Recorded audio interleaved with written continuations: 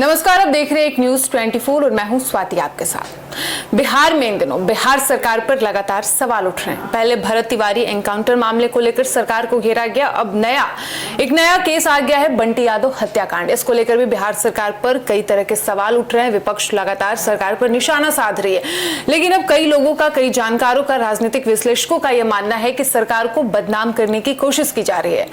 इस वक्त हमारे साथ स्टूडियो में हमारे दो सहयोगी मौजूद हैं, फरीदा और नंदन। इनसे हम इन मुद्दों पर चर्चा करेंगे कि क्या सरकार गलत नीति अपना रही है, क्या जब से सरकार बदली है बिहार में सम्राट चौधरी एज अ मुख्यमंत्री वो अपना काम नहीं कर पा रहे, या फिर वाकई सरकार को बदनाम करने की कोशिश चल रही है। नंदन, आप इस पे अपनी राय रखिए, आप कैसे देख रहे हैं इस पूरे मामले को? देखिए, सरकार बदनाम नहीं हो रही है स्वाति। बात यह है कि जो काम हो रहे हैं, जो क्राइम्स हो रहे हैं, वो हमारे आंखों के सामने है। तो कौन कर रहा है? अपराधी कर रहे हैं। अपराधी कौन रहा है? अब ऐसे देखिए, अपराधी से ना कि सरकार को बदनाम करने के लिए अपराध अब करवाए जा रहे हैं, क्योंकि भरत तिवारी का जो मामला था वो प्रशासन द्वारा लापरवाही बरती गई, लेकिन अब जो ये हत्याकांड हुआ है इसमें सरकार की मिलीभगत कैसे हो सकती है? देखिए, मिलीभगत हम नहीं कह सकते हैं, क्योंकि अपराधी किससे मिले हैं, किससे नहीं मिले हैं, वो खुद अपराधियों को तक नहीं पता रहता है, क्योंकि वो इतनी गुप्त तरीके से अपने कार्य को करते हैं। आज हम गए थे बंटी यादव के घर, उनकी मां से मुलाकात हुई, उनकी पत्नी से मुलाकात हुई, और तब पता चला कि उनकी पहले से किसी के साथ दुश्मनी थी, और उन्होंने पहले धमकाया भी था कि हम तुम्हारे साथ ये करेंगे। दुश्मनी किस बात को लेकर थी? कोई आपसी विवाद था उनका, और उस विषय को लेकर उनके बीच में बहुत बहस हुई थी, नोकझोंक हुई थी। अभी जो मामला आया है वो तो कुछ और ही कह रहे हैं, कई रिपोर्ट्स में दावा कुछ और किया जा रहा है। देखिए, जब तक रिपोर्ट्स आते रहते हैं, पहले भरत तिवारी का भी मामला आया था तो वहां पर भी यही रिपोर्ट था कि एक एनकाउंटर में एक लड़का मारा गया। वो लड़का मारा गया जो तमंचा लहरा रहा था, लेकिन धीरे धीरे करके जब तथ्य खुले तो पता चला कि नहीं, भरत तिवारी का मामला थोड़ा अलग था। वही केस बंटी यादव पर भी अभी लाश हाल फिलहाल में मिला है। भले 6 या 7 जुलाई को उन्हें अगवा किया गया था करबी गहिया से, उसके बाद उनके साथ जो हुआ वो सब। लेकिन नंदन, आपने कहा कि उनका मामला कुछ और था, उनके किसी से कोई दुश्मनी रही होगी, लेकिन जो खबर आ रही है उसमें ये दावा किया जा रहा है कि उन्होंने सेक्स रैकेट जो चला रहे थे उसका उन्होंने खुलासा किया, और इसके बाद कुछ बड़े लोगों का हाथ इसमें है। ये सेक्स रैकेट जो चल रहे थे उसका वो अपोज कर रहे थे, यानी वो इसका विरोध कर रहे थे, जो भी देह व्यापार होता है। दो मोड़ आ रहा है ना, एक तरफ पहले से दुश्मनी की। मैं क्या कह रहा हूं कि उनका ये काम नहीं था कि वो सेक्स रैकेट को बंद ही करवा दे। जैसे एक व्यक्ति होता है जो किसी काम को रोकने की कोशिश करता है, वही वो कर रहे थे, कोशिश कर रहे थे कि कैसे भी करके जो देह व्यापार का जो काम हो रहा है पटना में वो रुक जाए। आपको याद होगा कि पहले यही सेम काम महावीर मंदिर पटना जंक्शन के पास होता था, लेकिन वहां से खदेड़ा गया तो लोग करबी गहिया चले गए और वहां शिफ्ट किया गया, फिर वहां ये सब काम होने लगे। तो वहां पर बंटी यादव का अपना जो भी काम करते थे वहां पर वो रहते थे, तो वहां से उन्होंने देखा तो उन्होंने अपोज करना शुरू किया, विरोध करना शुरू किया कि ये गलत हो रहा है और ये बंद होना चाहिए। इसी में उनकी बहस किसी से हुई और बहस इतनी बढ़ गई कि आखिरकार उन्हें अगवा किया गया। अगवा करने के बाद उनकी हत्या कर दी गई। फरीदा, बिहार सरकार, जब से सरकार बदली है लगातार आपराधिक मामले भी बिहार में इन दिनों बढ़ते नजर आ रहे हैं। भरत तिवारी का मामला ले लीजिए और अब नया बंटी यादव का हत्याकांड, इसको आप कैसे देख रही हैं? देखिए, ये जो भी बिहार में हो रहा है, पिछले कह दिया जाए कि सरकार जब से बदली है तब से कुछ ना कुछ होते ही आ रहा है। ऐसा नहीं कह सकते कि पहले की सरकार थे तो उसमें कुछ नहीं होता था, अपराध तब भी होते थे, पर अभी कुछ ज्यादा ही आंकड़ा इसका बढ़ चुका है। जिस तरह से आए दिन इनकाउंटर हो रहे हैं, किसी ने किसी की हत्या हो रही है, ये काफी खराब चीज है, क्योंकि ये जो बंटी यादव की जो हत्या हुई है ये बहुत बड़ी चीज है, क्योंकि वो तो एक बहुत ही अच्छा काम कर रहे थे। अगर कहीं पे भी सेक्स रैकेट चल रहा है तो वो अच्छी चीज तो नहीं है। हाँ, और ये सवाल ये भी उठ रहे हैं, आरोप ये भी लग रहे हैं कि सरकार को, विपक्ष तो आरोप लगा रहा है सरकार पे कि सरकार बदलते ही आपराधिक मामले बिहार में बढ़ रहे हैं, लेकिन जो सत्ता पक्ष में बैठे लोग हैं उनका ये कहना है कि सरकार को बदनाम करने की कोशिश की जा रही है। देखिए, अब इस पे कुछ भी कहना तो बहुत ही दिक्कत वाली बात है, क्योंकि आप ये नहीं जान सकती हैं कि ये जो अपराध है वो लोग मिलकर, अपराधी लोग मिलकर के करवा रहे हैं, या किसी पार्टी के लोगों ने मिलकर ये सब चीज करवाया है, या जो सत्ता में भी सरकार बैठे हुए हैं वो लोग ये चीज को करवा रहे हैं। ये तो नहीं कह सकते, पर हाँ ये जरूर कह सकते कि बिहार के हालात इस वक्त बहुत ज्यादा खराब है, क्योंकि जिस तरीके से आए दिन हत्या, इनकाउंटर, मर्डर जिस तरह से हो रहा है, ये बहुत ही खराब चीज है। और इससे क्या बिहार सरकार की जो छवि है वो कहीं ना कहीं खराब होगी, सम्राट चौधरी पर इसका असर पड़ेगा? सबसे पहली बात कि सम्राट चौधरी की छवि पहले भी खराब ही थी, कोई ऐसा नहीं है कि उनका छवि पहले बहुत अच्छा था। उनका छवि पहले भी खराब था, जब वो सीएम बन रहे थे तब भी लोग इसका विरोध कर रहे थे कि नहीं, अपराधी के हाथ में बिहार को ना दिया जाए। तो आज आपने अपराधी के हाथ में बिहार को दिया है, तो बिहार के हालात बहुत ही खराब है। और ये कहने वाली बात नहीं है कि अभी के बाद पूरा बिहार सरकार नहीं, पूरा बिहार बदनाम हो रहा है, हर जगह बिहार की थू थू थू हो रही है। नंदन, अभी बांकीपुर में उपचुनाव होने वाला है, ऐसे में एक तरफ चुनाव है और एक तरफ बंटी यादव का हत्या।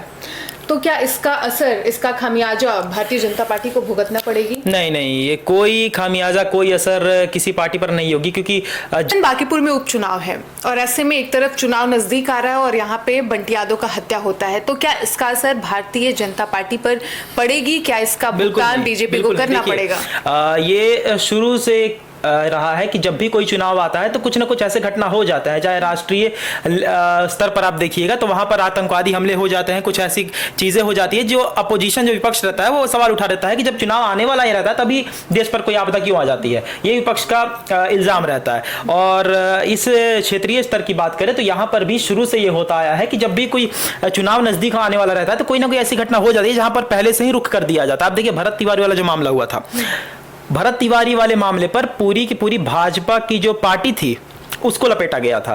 फिर कल को वीना मानवी को जो नामांकन के बाद गिरफ्तार किया गया उसमें भी भाजपा को लपेटा गया। इसके बाद अभी जो बंटी यादव का केस हुआ है उसमें भी अभी तक बिहार सरकार को लपेटा जा रहा है और ये आगे चलकर ये एक जातीय जंग जरूर बनेगा, क्योंकि हम बिहार में रह रहे हैं और यहाँ पर आगे चलकर मैं ये कह रहा हूँ, बहुत स्पष्ट तरीके से कह रहा हूँ कि आगे चलकर भरत तिवारी, और मैं कह रहा हूँ भरत तिवारी और बंटी यादव, ये इन दोनों के साथ गलत हुआ है। ये दोनों समाज की सेवा कर रहे थे, उसके बावजूद किसी को पुलिस प्रशासन ने मार दिया तो किसी को समाज के लोगों ने ही मार दिया, अपराधियों ने। हाँ फरीदा, जैसा कि नंदन ने कहा कि भरत तिवारी और बंटी यादव दोनों के साथ गलत हुआ है, तो आप इसको कैसे देख रही हैं? एक तरफ तो भरत तिवारी का एनकाउंटर हुए लगभग अच्छा खासा समय बीत गया है और अब तक उन्हें इंसाफ नहीं मिला है और उनको इंसाफ मिला नहीं, उससे पहले एक और केस आ गया बंटी यादव का, तो क्या बंटी यादव को इंसाफ मिलेगा? सबसे पहली बात तो इंसाफ जैसा वर्ड क्या होता है बिहार में? क्या अभी तक किसी को भी इंसाफ मिल पाया है?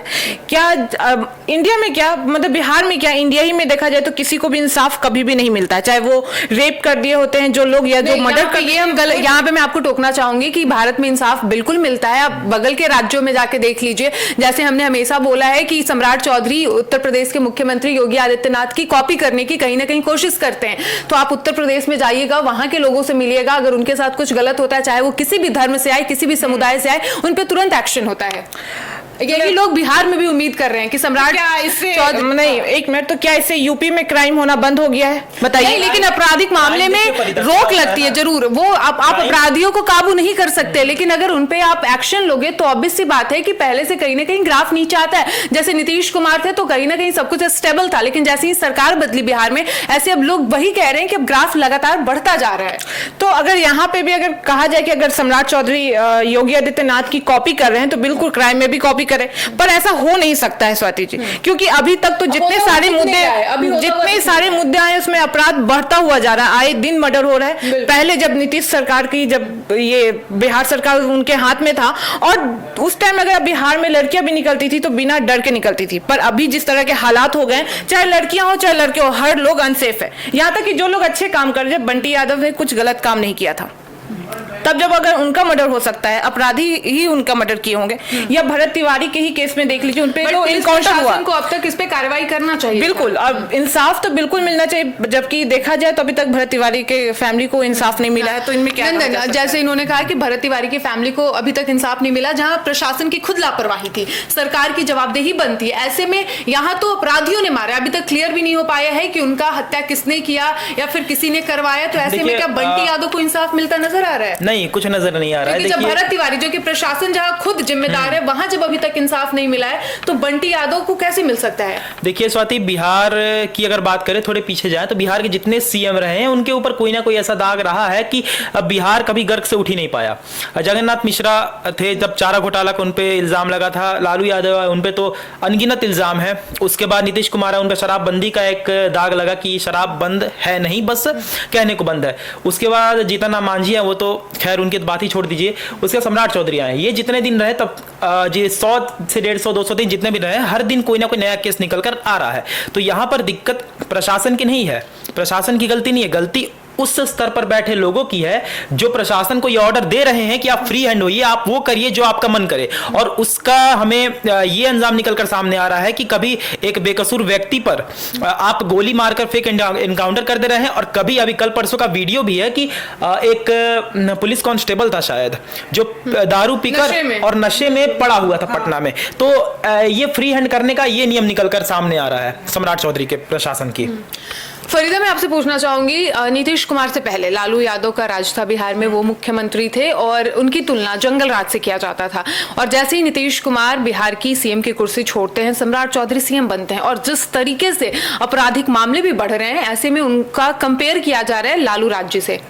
देखिए, ऐसा नहीं कहा जा सकता किसी का भी कंपेयर। लालू यादव अपनी जगह पे थे, अगर उनके हाथ में था कि वो जंगल राज था, तो ये नहीं कह सकते कि लालू यादव ने कोई अच्छा काम किया ही नहीं है। लालू यादव ने भी बिहार के लिए अच्छे काम की बात नहीं कर रहे हैं, यहाँ पे हम सिर्फ जो आपराधिक मामले, जो लालू जब सीएम थे बिहार के, तब जिस तरीके से आपराधिक मामले बढ़ते जा रहे थे, लड़कियां खुद को सुरक्षित महसूस नहीं, लड़कियां क्या लोग भी नहीं करते थे, ऐसे में सम्राट चौधरी जब से शासन में आए हैं, सेम वही भय जो बिहार के लोग है, बिहार की जनता है, उनके अंदर अब देखने को मिल रही है। हाँ, ये है कि जो डर का माहौल है वो काफी सेम सा है, पर ये कंपेयर तो नहीं करेंगे। पर हाँ, अगर हो सकता है ऐसा भी हो जाए क्योंकि लालू यादव के टाइम से ज्यादा बिहार में क्राइम हो जाए, क्योंकि अभी तो 6 महीने में इतने ज्यादा क्राइम हो रहे हैं, तो ये नहीं कह सकते लालू यादव, सबका अपना अपना एक रहता है। तो इनका हो सकता है कि सम्राट चौधरी के टाइम में ज्यादा हो या कम भी हो जाए। यहाँ माफ कर लीजिएगा, मैं आपको टुक रही हूँ, अभी 6 महीने नहीं हुए, लगभग 100 दिन पूरे किए हैं। हाँ, फिर भी 100 दिन के अंदर इतना सारे कांड होने बहुत बड़ी बात चीज है। कंपेयर किया, नंदन आप कैसे देखते हैं? लालू यादव से सम्राट चौधरी को कंपेयर किया जा रहा है कि शायद वो जंगल राज 2.0 लाने की कोशिश कर रहे हैं बिहार। जंगल राज नहीं, मैं ये कहूंगा कि सम्राट चौधरी एक अपना ही काल चला रहे हैं। वो दूसरे योगी बने या फिर लालू प्रसाद यादव के ही जो कार्यकाल था उसी को फॉलो करे, वो अलग बात है, लेकिन सम्राट चौधरी के ऊपर पहले से केस दर्ज है। लालू यादव जब शासन काल में आए थे उसके बाद उन पर जो भी लगा सो लगा, लेकिन सम्राट चौधरी पर पहले से केसेस दर्ज है, उसके बावजूद उन्हें सीएम बनाया गया, जो कि बहुत संशय का विषय है, क्योंकि जनप्रतिनिधि, मैं शुरू से कहता हूँ, हाँ, मैं शुरू से कहता हूँ कि जनप्रतिनिधि नहीं है सम्राट चौधरी। वो बस एक पैनल बिठा, पैनल में ये डिसाइड हुआ कि ये सीएम बनेंगे, बस उसी के बाद वो सीएम बन गए, जनता ने नहीं लिया। तो जैसा कि आपने सुना कि जब से सम्राट चौधरी सीएम बने हैं, बिहार के हालात किसी से छिपा हुआ नहीं है, आपराधिक मामले आए दिन बढ़ते जा रहे हैं और लोगों की जो उम्मीद थी, जो बिहार की जनता नीतीश कुमार जिनको सीएम मानती थी, वो आज भी एक्सेप्ट नहीं कर पा रही है सम्राट चौधरी को एज ए सीएम। ऐसे में आपका क्या राय है इन दोनों मामले, भरत तिवारी की देख लिया, फिर बंटी यादव हत्याकांड, दोनों में आप क्या कहना चाह रहे हैं? क्योंकि भरत तिवारी को अब तक इंसाफ मिला नहीं है, जहां प्रशासन खुद गलत है, सरकार की जवाबदेही बनती है, लेकिन अब तक कोई एक्शन नहीं लिया गया। ऐसे में दूसरा मामला, एक मामला शांत हुआ नहीं, उससे पहले दूसरा मामला आ गया और जल्द ही उपचुनाव होने वाला है। इन तमाम मुद्दों पर आप अपनी राय अवश्य कमेंट बॉक्स में लिखिए। फिलहाल इस वक्त की खबर में इतना ही, और ऐसे ही तमाम खबरों के लिए बने रहिए हमारे साथ। धन्यवाद। हो गया ना?